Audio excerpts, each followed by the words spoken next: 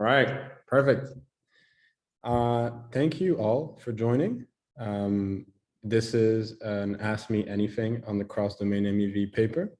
You have here myself, Alex, Alejo, and Phil, three co-authors of the Crossdomain MEV paper, and we were all at Flashbots research.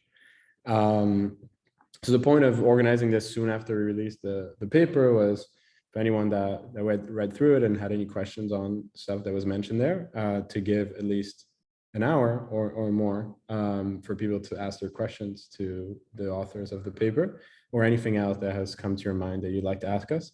Before we start, I'd just maybe like to point out this is still a work in progress paper, as was mentioned in its release. So there are still, of course, elements that need to be polished and things that need to be looked at more. That's also partly why it's great to have an AMA, just because a lot of the time people from external, from who didn't write the paper or who weren't involved in the research process, have a lot of insights that are hard for someone who has been so deep into it to find. So I'm not putting any pressure on any of you to give those insights, but generally I find it helpful to get questions. The last thing I will mention is there are no stupid questions. Please ask whatever you'd like to. This is open, and generally we want people to understand what was written there. And so if you don't understand, then we'd be happy to explain it to you. All of that being said, if it's really like clearly explained there and it's about you reading a definition, then we will point you to that definition. All right. I'm sharing a screen where I guess I'll write down questions if people pose their questions. The main point of doing that is if someone joins the call midway, that they're able to see what we're talking about. It's not a huge benefit, but I thought it'd be useful.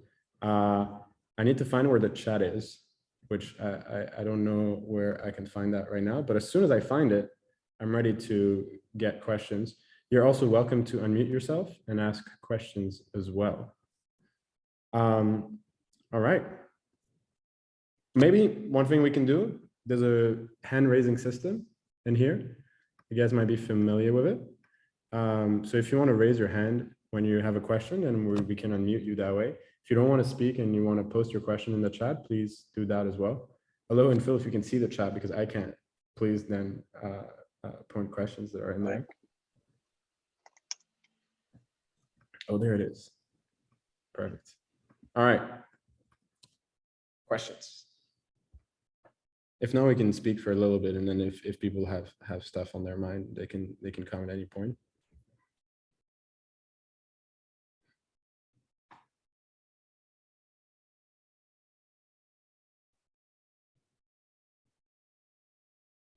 All right. So for everyone who's joined here, you joined without questions so far. All right, cool. Well, we can talk a bit about the paper. Alejo and Phil, how do you feel about that? Sweet. Should I pull it up maybe? Would that be helpful? Sounds great. You want to go through? Yeah, all right.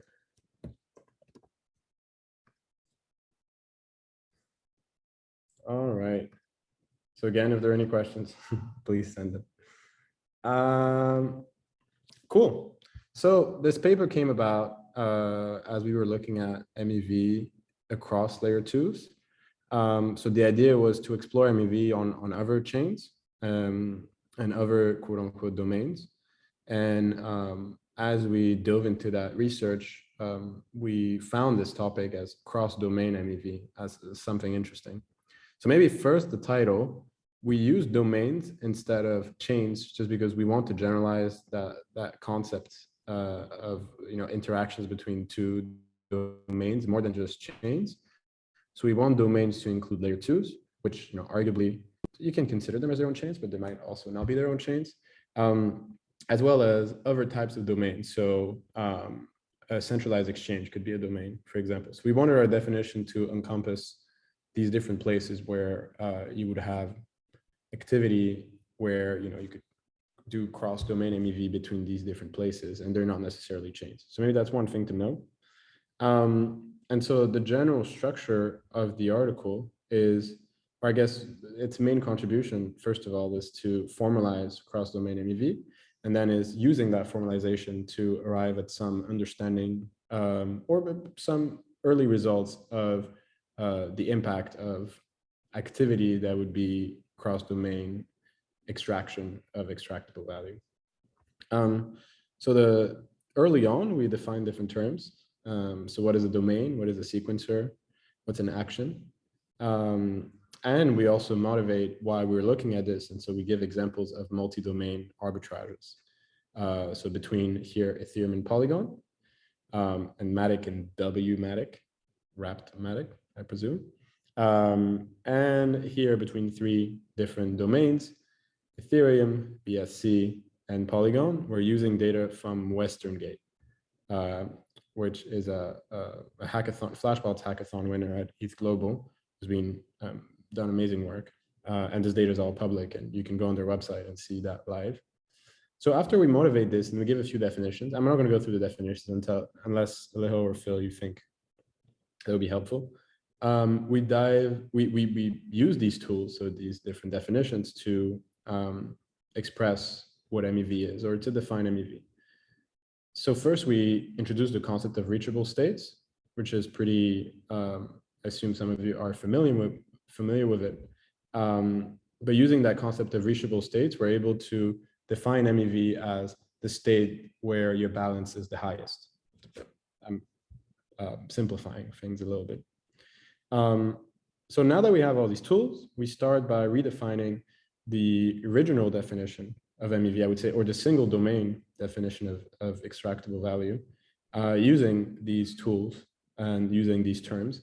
And I should mention, importantly, a lot of these definitions were introduced in a paper called Clockwork Finance, where Phil is a co-author, and there's also Mehemna Kalkar and Kushal Babel, that introduces these definitions. So we essentially reuse definitions that were introduced before, and we try to build on top of these definitions. There are slight differences to it, and Alejo can go a little bit into that. He also wrote an article on it called On the Formalization of MEV that you're welcome to check out, and we can put a link in there. So now that we have a definition of single domain extractable value given these tools, so here we have extractable value is a difference of balance, right? So BI and BI here represent the balance of in a domain I, and then the terms that extractable value takes would be the player, the state of the system, and the sequences of valid actions that are applied on the state S. And these valid actions applied on the state S bring the new state of the system to S prime. And so what we're essentially saying here is the extractable value, not maximal extractable value, is the balance difference for a player in state S prime versus the initial balance in state S, essentially. So this was extractable value. We then define maximal extractable value, saying it is whenever that balance is at its maximum. So the state where that balance is at its maximum for a single player, for a particular player. So that way we obtain a somewhat formal definition of MEV for a particular player, given the state of a domain. And again, this is single domain maximal extractable value. Now that we have this tool and this definition, especially now that we also define not only that it's single domain and so in domain I, but also that given our definition, we can consider actions that are in a separate domain. So here, for example, we look at the MEV in domain I. So given we're looking at the balances in I, but we're looking at actions that can only be taken in J being another domain. And so using this and using this formulation of MEV, we're able to then define two domain MEV. In particular, we're trying to understand whether there's a difference between two domain MEV put together in a way and single domain MEV from each of these domains, which I'm going to talk about a little bit more later. By the way, Phil and Alejo, if you want to stop me anywhere, feel free to. No, do note that there's some questions on the chat. Oh, whenever you want to address them. So I can't. Okay, perfect.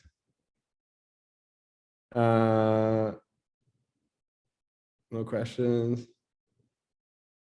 Okay, I'll start with 33 Gwei. Is one of the intentions here to identify which chain Flashbots should give the most focus multi-chain relays?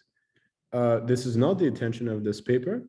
This paper is trying to formalize the idea of cross-domain MEV. So I'm going to go into an interesting result that we use given this formalization. Of course, given this result will present itself more acutely in domains where there's a lot of MEV, very roughly, at least intuitively. So it does give an intuition for where an effect that we're going to talk about a little later will kind of show itself or show its head first. This in particular paper does not mention where Flashbots should expand or can expand, or where other relays should be built. That was for 33 Gwei. Francesco, a bit of a lazy open question. Do you see any mitigation to centralization if cross-domain MEV were to prove to be much higher than single-domain MEV? I'm struggling to see what could be done since we can control the design of one chain PBS, but we can never hope to control the design of the whole multi-domain space. So I'm trying to understand your question. When you mean centralization, you mean centralization of the sequencers, right? That sequencers on different domains would be the same people? Or that the sets of sequencers would slowly overlap with one another? I assume that's what you mean here. It is something that was an argument that was put forward in Endgame, the article by Vitalik. And so I'm going to introduce that result a little bit later if you don't have more questions, but is there a solution to it? It is an open question, you're right, and somewhat of a lazy question, but I think it's a good one to ask. I think that there might be a way to design a market such that the block building or the sequencing is not centralized.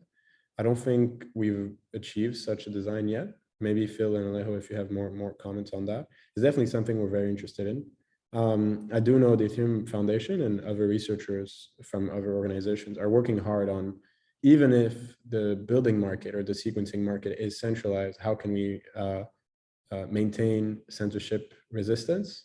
And how can we firewall that centralization to only this and not to block validation? And that's the point in Vitalik's Endgame article. But ideally, you would want building to be decentralized as well. And I think what's hard here to some extent is building is inherently computationally intensive, at least intuitively it is. And so there's a mode there that might be hard to fight against. And there's also, it's prone to information asymmetry, for example. So I think you can certainly design systems where block building is easier to do, for example, to the point where it might be commoditized. I would say that people working on fair ordering to some extent are looking towards this direction. So in a way, there's a fair ordering algorithm for how transactions are added and how transactions are ordered. And so you can just run an ordering node. You don't have to do crazy things or bid the most profitable block. You just run the same algorithm. That's an ordering algorithm. So one could imagine that there could be such a system that would intuitively, again, would be inherently more inefficient because the ordering wouldn't be the optimal ordering. But at the same time, it would maybe allow us to decentralize block building. I hope that answers. So if I can add to that, I believe the challenge Francesco is highlighting here has more to do with the fact that in the cross-chain domain, we don't have control of the design as we could have in a single domain. So say, okay, perhaps we're happy with PBS, and we can come up with a way to do the building in a way that's like sufficiently decentralized or whatever. But then how does that interplay in with the cross domain where there can be many other chains with their own different designs that do not so then like the question is like, okay, with all these domains and this MEV that's only appears in the cross domain settings, how to minimize concentration effects. So that's my reading of the question. And yeah, I think it's a very difficult open problem. We are starting to think about it more actively at Flashbots, Yeah, but we have some hopes that a marketplace can be built, but yeah, that's like as far as like we have right now. It's a super good question, and perhaps one that like needs to be solved if we want like to build a really open economy in a multi-domain setting. So yeah, thanks for that question, Francesco. I think it's a very important one.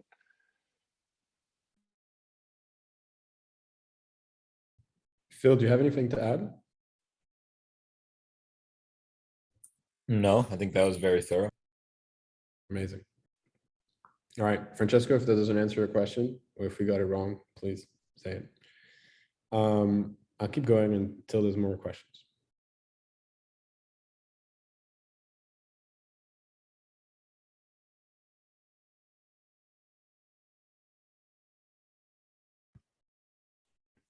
Yes, I assume that's a yes. You can still see my screen.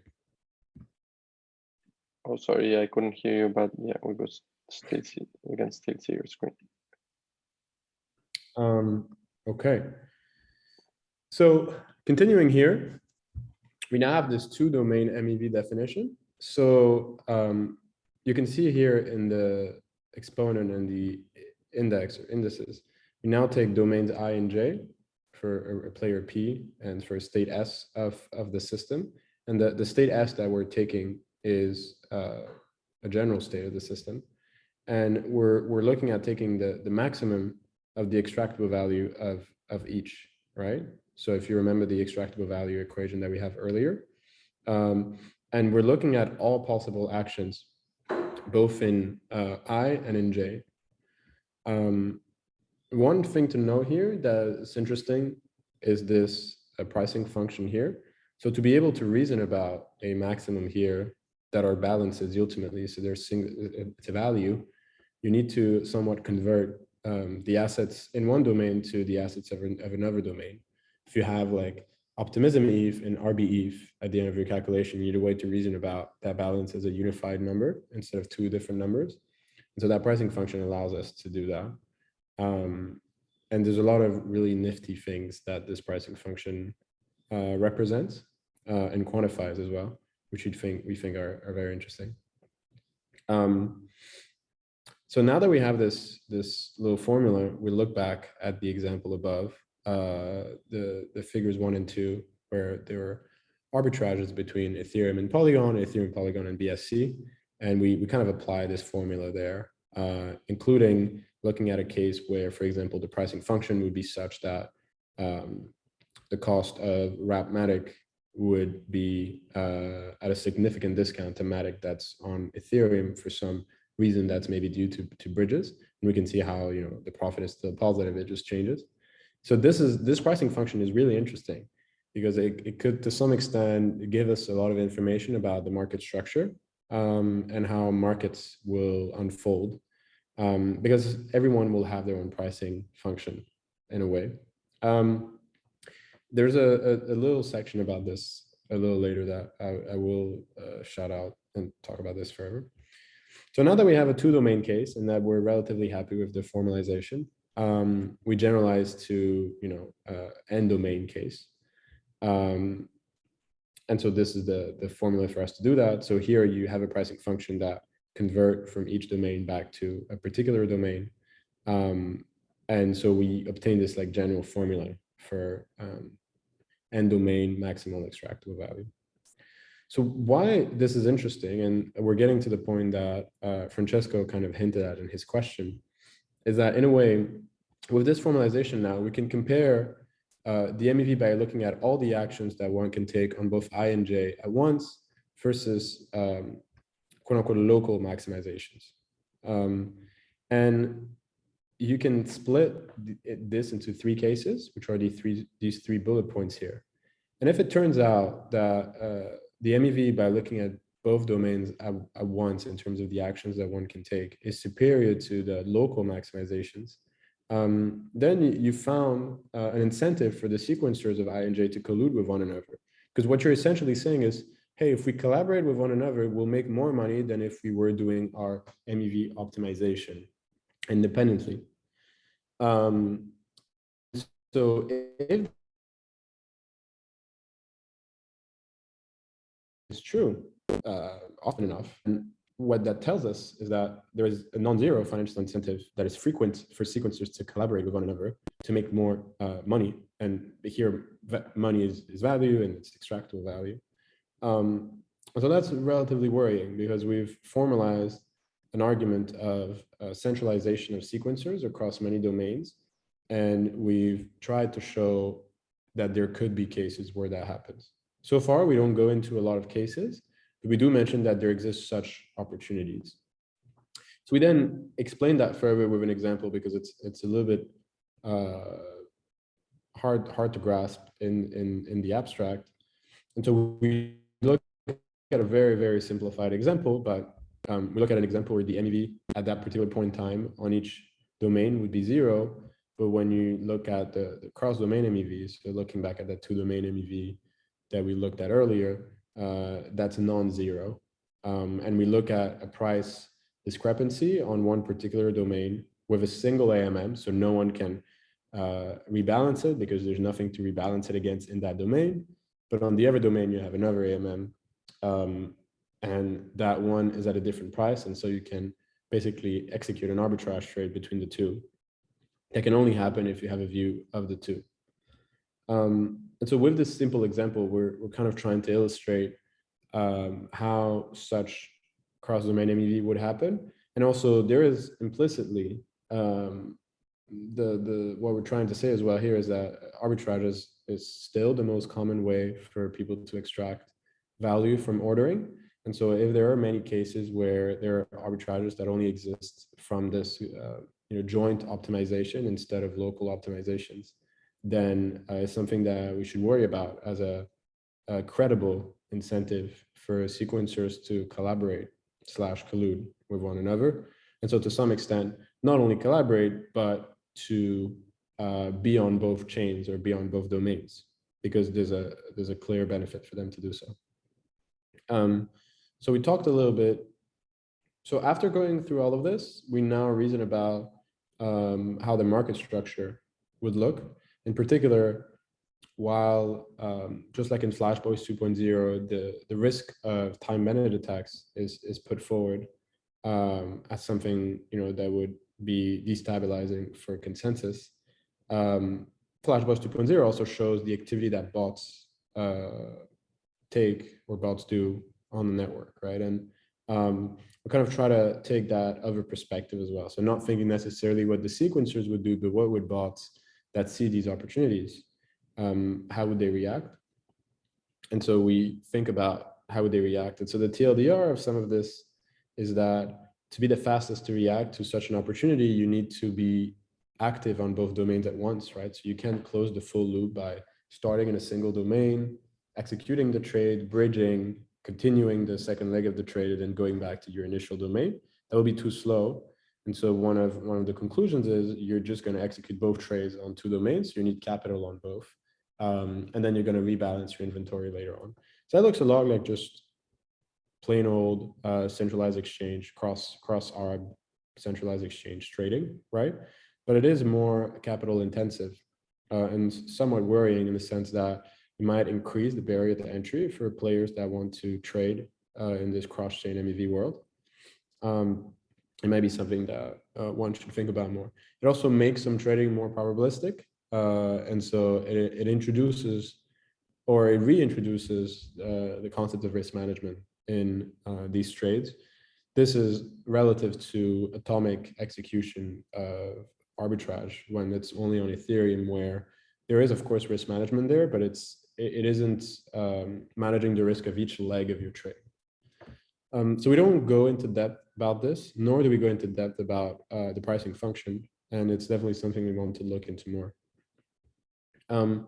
One thing that we mentioned in this inequality is alpha here, so a cost of collusion.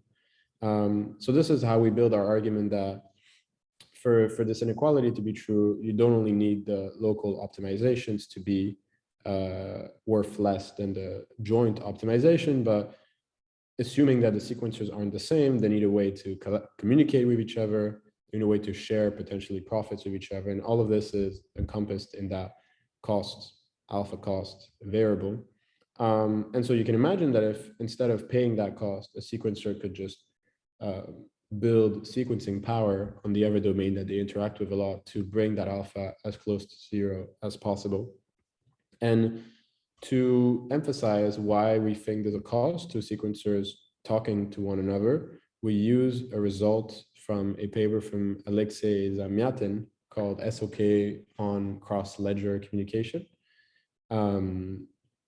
where they found an impossibility result on cross-chain communication in general. So that whether you need a trusted third party or you need a synchrony assumption beyond a synchrony, and then using that result and the fact that we don't think a synchrony assumption is reasonable in such a system, given that these opportunities are latency sensitive, you need a trusted third party, and a way to model a trusted third party economically is an additional cost, right? It's friction, it's burden that's shouldered economically. So that's kind of the argument that we put forward, that there is a centralizing force for not only sequencers to collaborate with one another or collude with one another, but also for large sequencers or large players to aggregate sequencing power across multiple domains in order to reduce their cost of operation and to make this inequality true more than they would if they weren't on that particular domain that they're interacting with. Right, and then we talk about some negative externalities. So again, this is just a list. We don't dive very deeply into it. But so the first one is the one that I just talked about now, the cross-domain sequencer centralization, and why that's a potential problem. It is definitely something that has to be looked at further. Also potentially calculate the economics of this.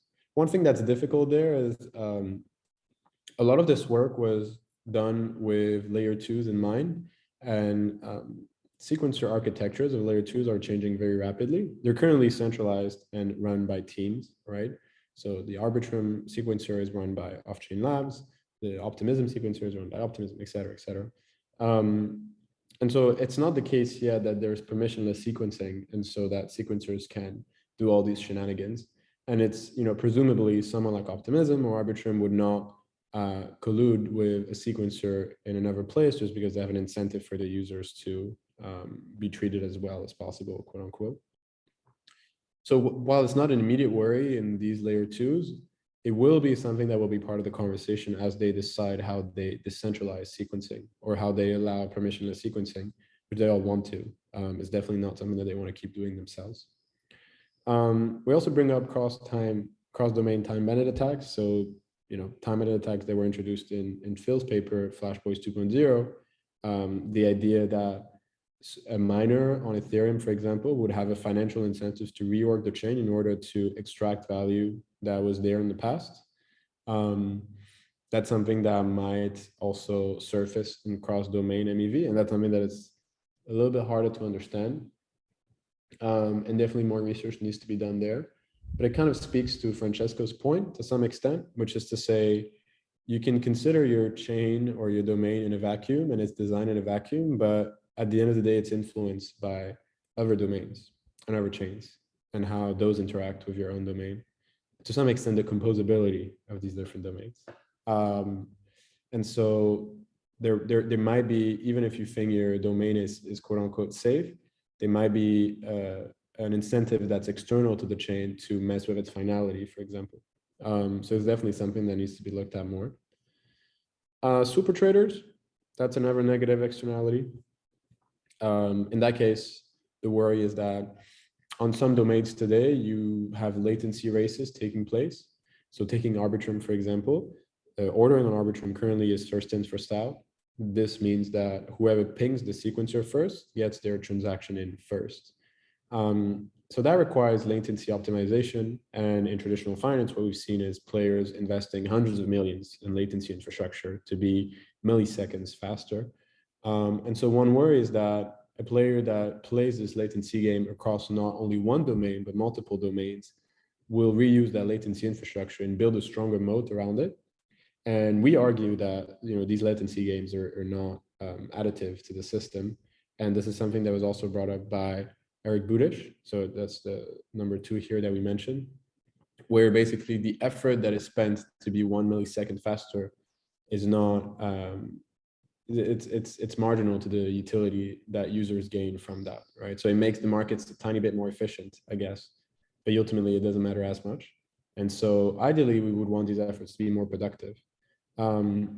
However, it's hard to change, you know, if people invest hundreds of millions in latency infrastructure, there will be enshrined interests in keeping such a market structure alive and going. And so that's the kind of point that is made here and emphasized by Phil. Finally, the last point is the subjectivity of MEV. And so that's what I mentioned earlier with this pricing function. So people will have different pricing functions because that pricing functions price is also the how you quantify the trust guarantees of these systems. So, you know, if I'm using this particular bridge, how do I quantify the risk of this bridge failing? And people might have different opinions on this. So that means that ultimately the way they look at MEV at a particular point in time will be different because they'll have a quote unquote subjective pricing function. And that's interesting because such a pricing function creates markets to some extent. And you have that in traditional markets as well, right? Where market makers have a global fair price of a particular asset and that they trade against on many venues. But establishing that global fair price is, you know, their secret sauce, and they have potentially different ways of arriving at that global fair price. And that global fair price can slightly differ from others' global fair price. And that's pretty interesting. So it's something that, again, recreates a lot of the dynamics that we see in traditional markets.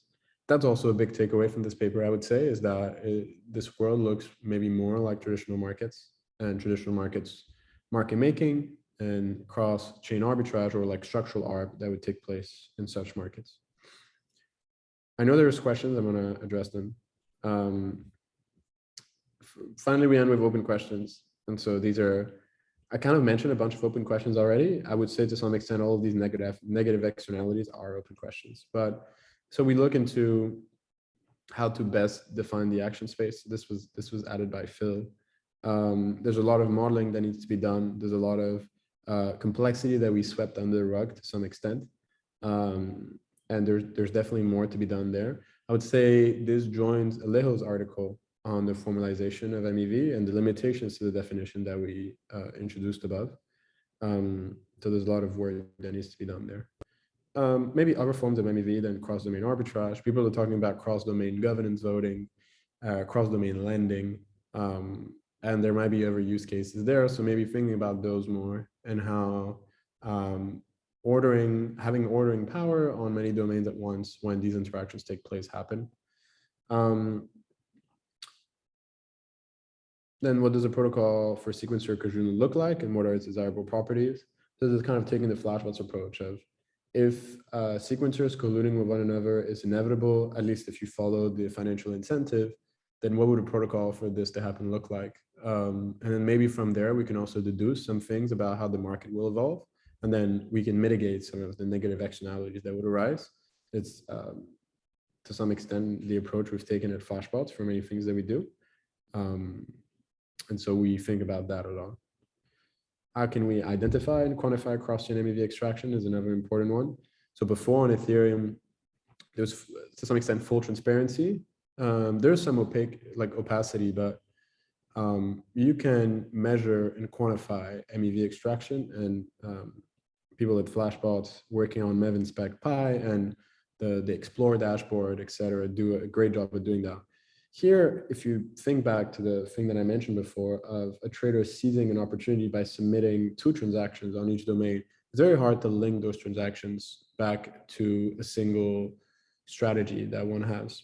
And so you need to do a lot more guessing work and to some extent use heuristics more. And also maybe do some de-anonymization, right? Or at least some clustering of activity such that you can identify a player that exists on multiple domains at once. This is much more complicated. And what worries us there is one of our goals is to illuminate the dark forest or bring more transparency and clarity to what's happening in these markets. So this introduces more opacity. So it is something that is on our mind and we're thinking a lot about. And finally, we want to look into distributed and parallel programming literature. So there is a appendix who's a co-author of this paper as well, who draws a parallel between this notion of cross-domain MEV with not only do we potentially want to look into more traditional, oh, can you still hear me? Yeah, now you're back. All right. A little bit. We want to look at existing theory, basically, and existing academic literature, not only in financial theory, but also in computer science, that have looked at these problems that, to some extent, it is like multi-threaded computing a little bit.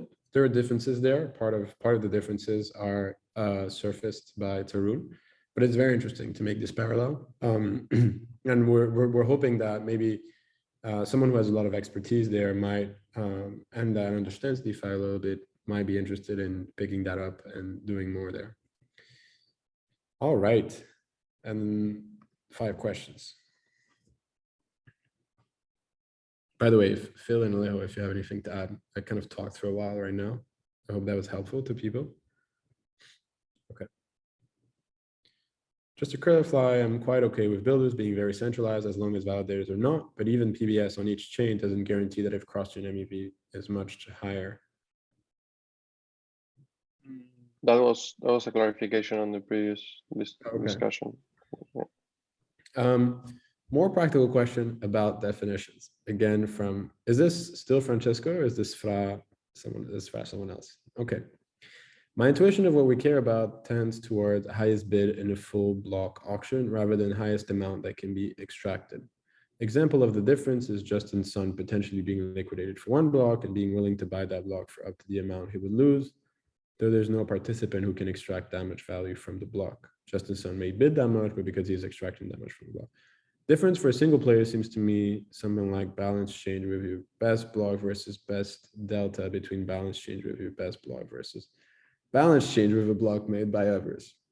I don't know how much this is relevant in practice. I feel like it might be irrelevant most of the time. Definitions agree, but capture some important tail events. Okay, I didn't actually ask a question. I guess it's just what you think about it.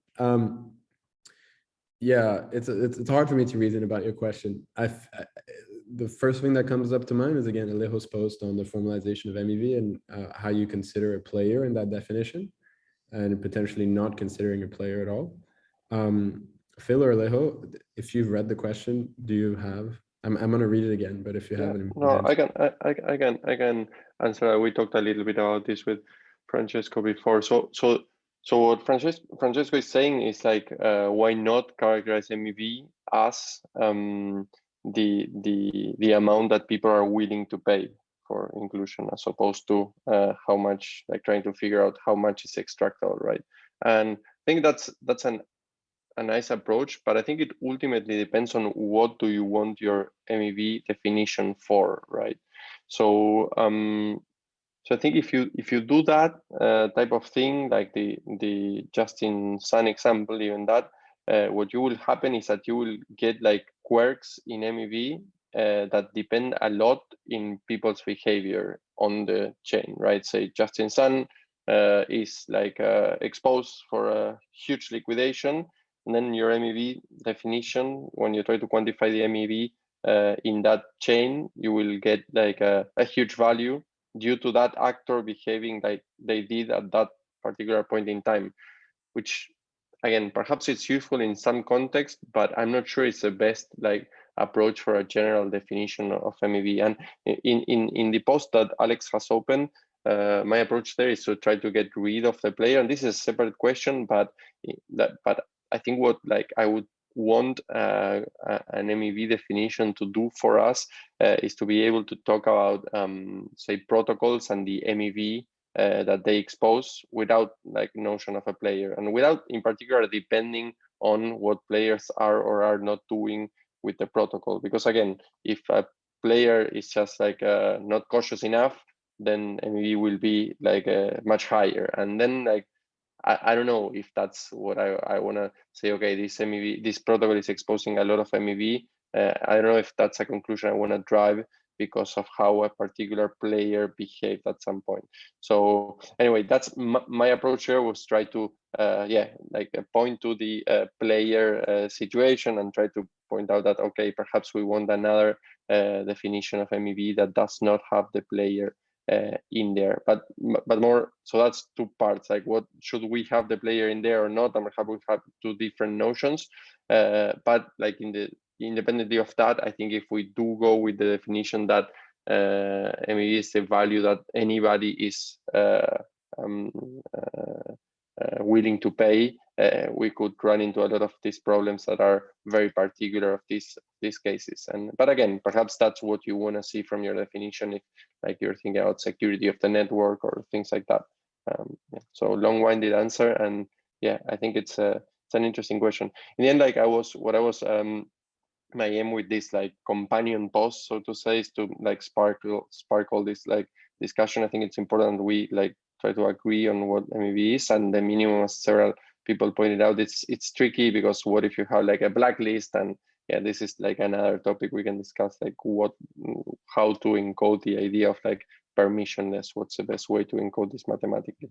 Yeah, hope that more or less answers. There's more questions I see, Alex, so back to you. All right, thank you, Alejo. Awesome. All right, 33, great. It seems that directional strategies versus pure arbitrage can be especially lucrative in a multi-domain world where there are multiple dimensions to consider. Does this formulation assume a delta neutral strategy, or is it inclusive of directional strategies leveraging changes in price between protocol and or app tokens? So I'm not extremely familiar with being delta neutral. And if you want, you can tell us more about that.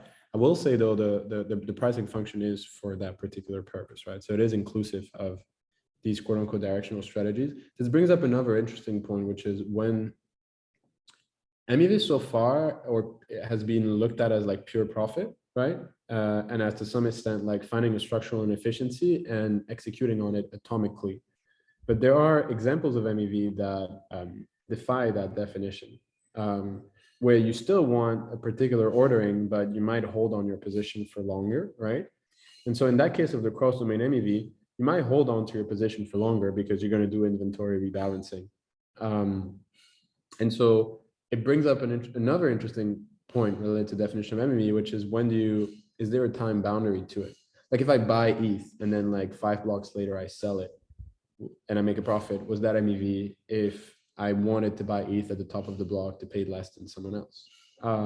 This is where it becomes a little bit murkier. And in the cross-domain MEV world, it becomes very relevant. So I didn't really answer your question. I kind of said that it was something that we're looking at. I wonder if that helps, or if you want me to answer more. You're also welcome to speak. I think you can unmute yourself if you want to share more.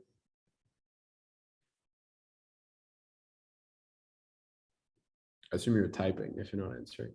Chinuan said, I think given the price function formulation and a formalization, the idea of directional strategy is already incorporated. I agree. Right. You're interested in the time component. Right, so that's something that's maybe harder. Intuitively, the closest we are to atomic, the more I'm inclined to say that's pure profits, so MEV. Oh, shit. You should be able to unmute yourselves, guys. I think. If not, I can unmute you as well. How do I look at participants? Maybe because I changed the setting while we were still in there. All right, ask to unmute. 33, do you want to speak? If you say yes in the chat, I'll ask you to unmute. All right. The price function considers price differences at a moment in time. Yes, but I'm interested in the time component. So again, as I mentioned, that's a little bit trickier, especially when you look at different domains with different notions of time. And to some extent, time and its relation to finality on each of these domains is also kind of related. So to me and intuitively, the closest we are to atomic, the more I'm inclined to say that it's MEV.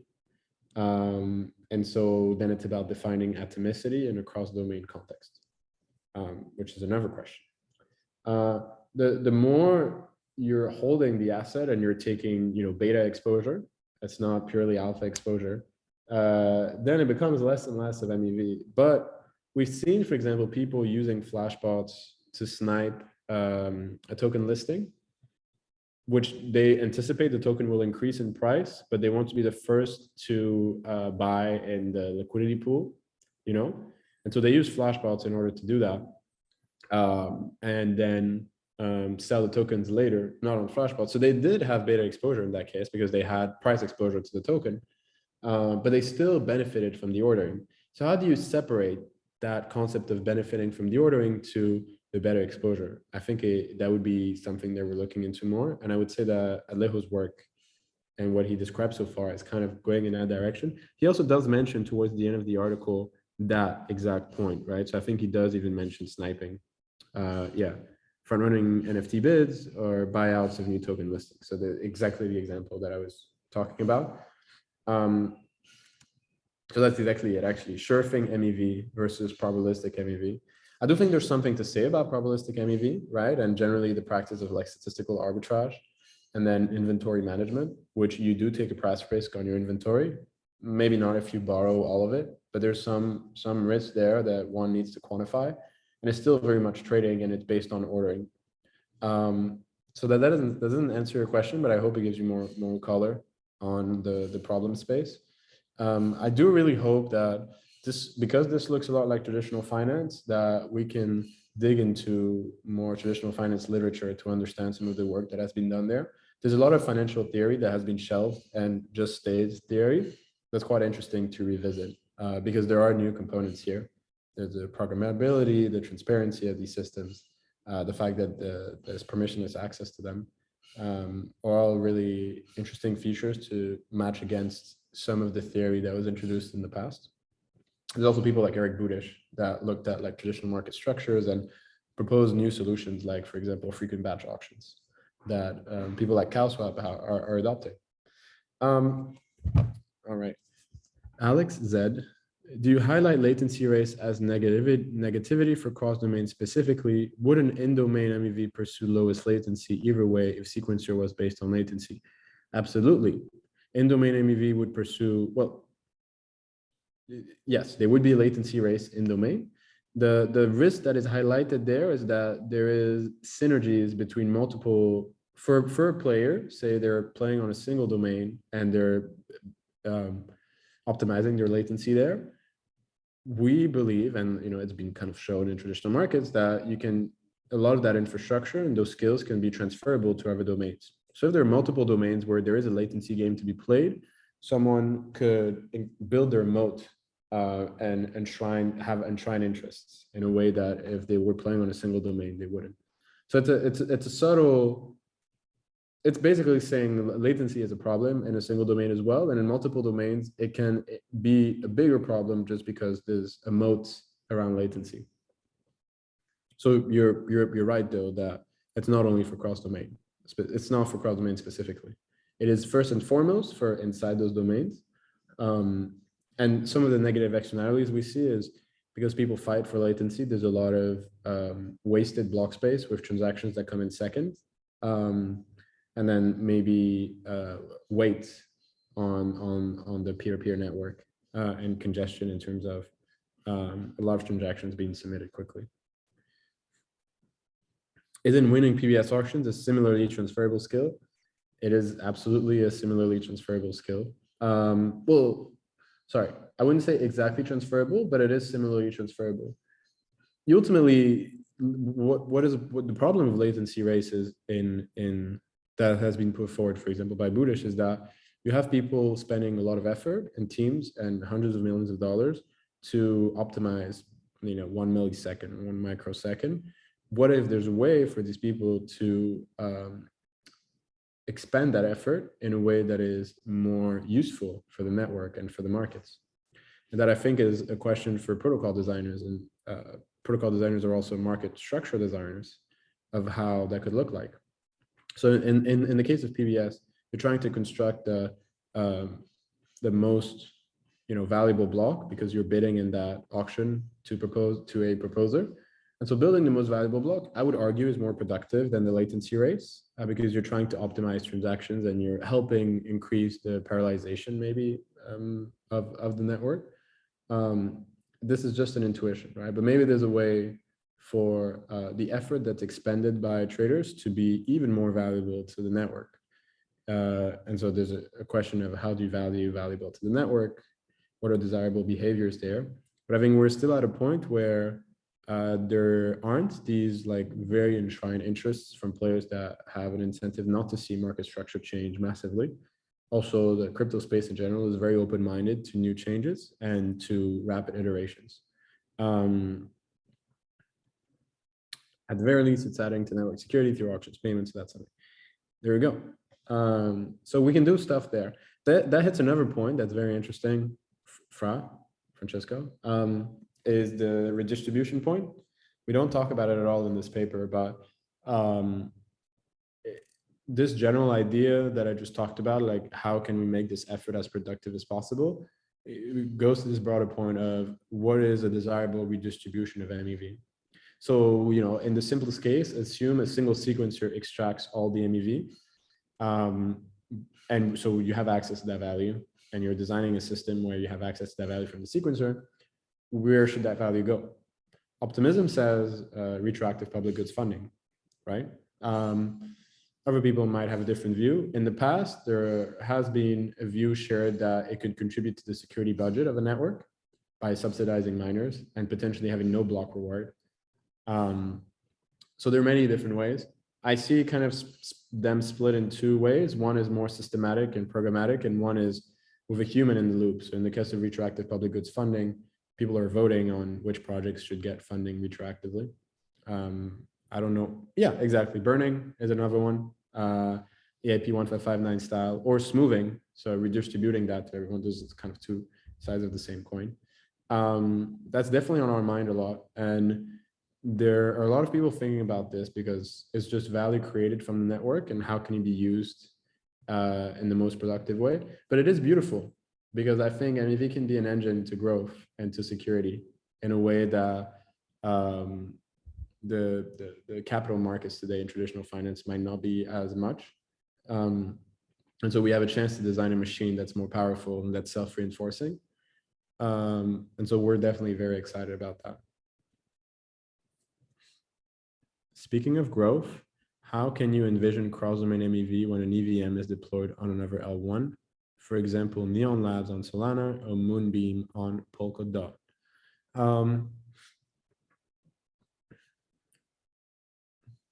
I don't know if Alejo or Phil, if you have some intuition for that. There's MEV on Solana and there's MEV on Polkadot related to the ordering. And depending on the way ordering works there, the fact that an EVM is deployed, I'm not sure how that influences ultimately the ordering. So I always go back to trying to understand how the ordering mechanism works. So Alejo, I see you coming closer to the screen. Yeah, I don't know this project. Does this mean that they're like an EVM in a contract so that you can deploy things in that protocols on the chains? Is this what these projects are about? I also am not familiar with them. I would assume there's some kind of like transpiler where you can just bring your code that's like EVM based code to Solana, but then I don't know how that works, right? Like I just allowed to unmute if you want to clarify. Hopefully it worked this time. Can you hear me? Yeah, we can. Yeah, thanks for the call. The way I see it is Moonbeam, Moonbeam is launching an EVM as on its parachain, and so that allows that developers to deploy any smart contract they have on Ethereum to also deploy that on a parachain. So then that would be plugged into the Polka ecosystem.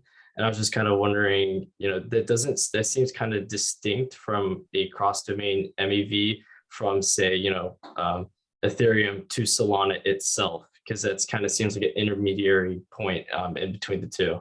But it seems that they're also two distinct EVMs. So how could, yeah, I just kind of wonder your guys' thoughts, or if you guys have been thinking about, that sort of intermediate step between the two ecosystems.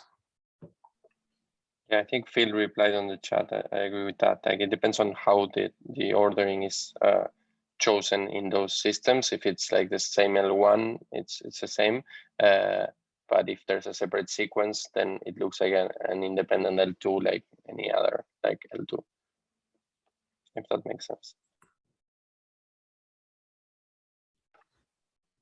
Cool. We are 1 minute at a time. Does anyone have burning questions they would like to ask on anything that has been talked about on the paper, on Flashbots and MEV? If not, we'll close it up. One thing that I will say, I should have said at the beginning, we are hiring in the research organization of Flashbots. And so if these questions interest you, if you think about this a lot, definitely hit us up. Yes, definitely hit us up. We have a job board on Notion, and that you can access from different places. I believe even here in the about, you can see the little job board link right here. We're hiring senior researchers, research engineers, junior researchers, and we're having a lot of fun doing this research. So join us.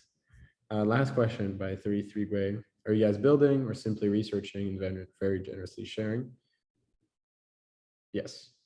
Nice. Flashbots is open source, and most, if not all, of what we do is privy to the public. Also, all our research is public, or at least most of it. You can look at our repo, MEV research. Well, you can see some of our efforts there, including a little summary of what we do. We also give grants to the community. So if you're interested in researching a specific topic, and we have this Flashbots research proposals where people can propose a topic, and then if it's accepted, you get some grant from us to research it, and some light advice, or at least we collaborate to the extent we're able to help. Yes. All right. On that note, it's 1:01, which is funny. Thank you all for joining. If you have any more questions, feel free to message any of us, so Phil, Alejo, and myself, on Twitter or other places. And we're very excited about people looking at these problems more, and potentially looking at some of these open questions. So if there's anything here that is interesting to you, please definitely reach out. We'd be happy to chat.